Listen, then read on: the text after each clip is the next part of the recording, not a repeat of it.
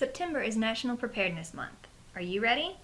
I'm Anne-Marie Kaysen, Risk Communication Specialist for the Kentucky Division of Water, and this lesson will discuss basic all hazards preparedness. Know how to develop, practice, and maintain emergency plans that reflect what must be done before, during, and after a disaster to protect people and their property.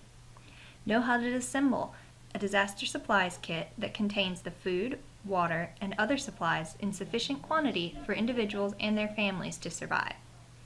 The benefits of being prepared include reducing fear, anxiety, and losses, being ready to evacuate homes and take refuge in public shelters, knowing how to care for basic medical needs, and sometimes you can avoid danger completely by elevating a home or moving it out of harm's way, for example. Many strategies are common to all disasters.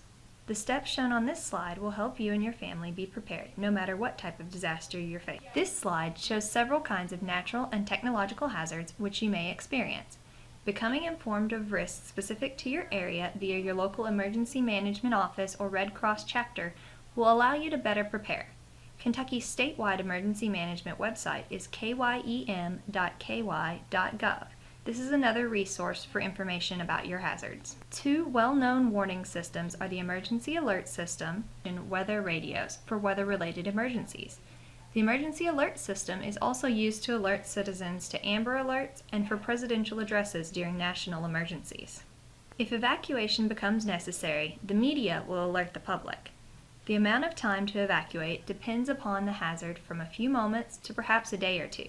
Be aware of emergency evacuation routes and know more than one in case the hazard is coming from the direction you plan to evacuate in or your chosen route is blocked. The guidelines shown in this slide will help you be prepared in the event of an evacuation. Note that keeping a full tank of gas and leaving early will help avoid being trapped by weather and power outages that prevent gas pumps from working. School and workplace emergency plans are also essential. Ask how your children's school will communicate with families during a crisis. Also, ask if the school stores adequate food, water, and other basic supplies. Find out if the school is prepared to shelter in place if need be and where they plan to go if they must get away. Emergency planning checklists can be obtained online to help prepare for emergencies.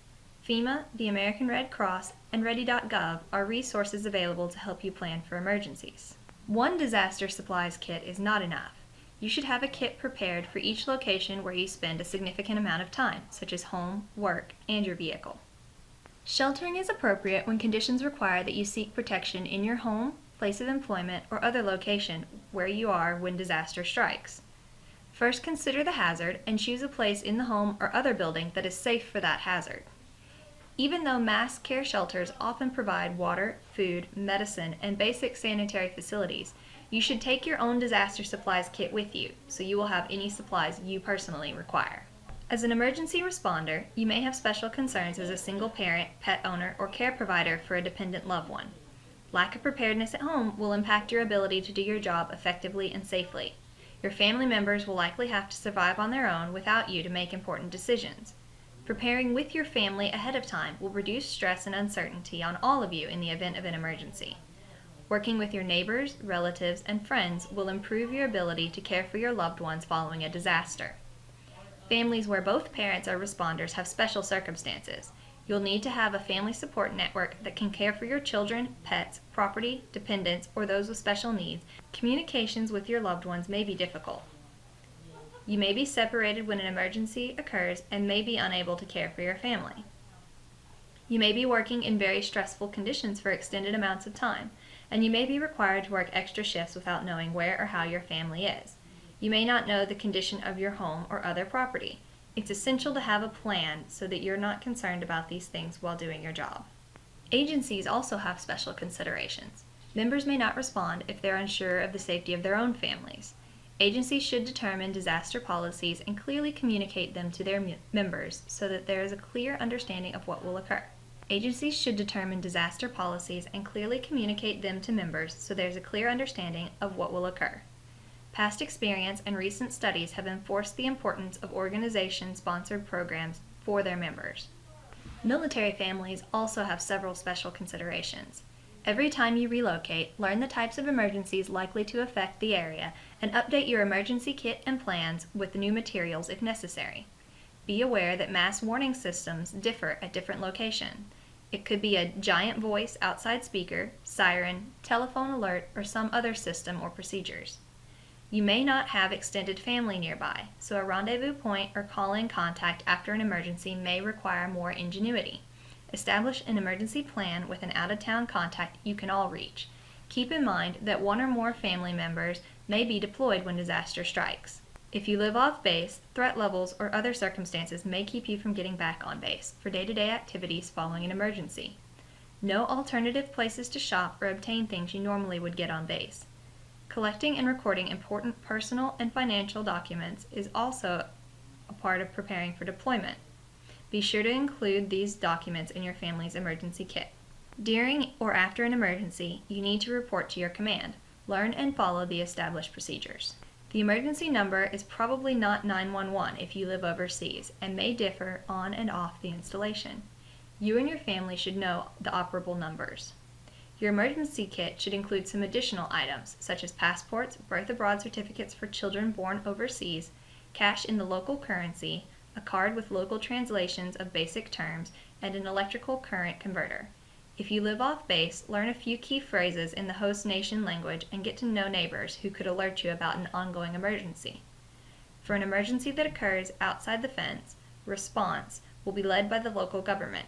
Cooperate with the host nation responders and follow their instructions.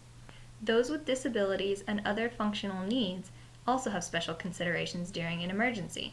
As you prepare, consider all the strategies, services, devices, tools, and techniques you use to live with a disability on a daily basis.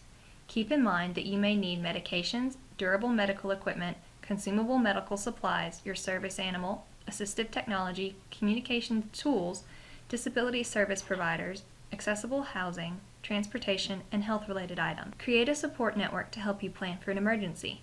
Consider family, neighbors, friends, people who provide services to you, faith-based and community groups. Tell these people where you keep your emergency supplies.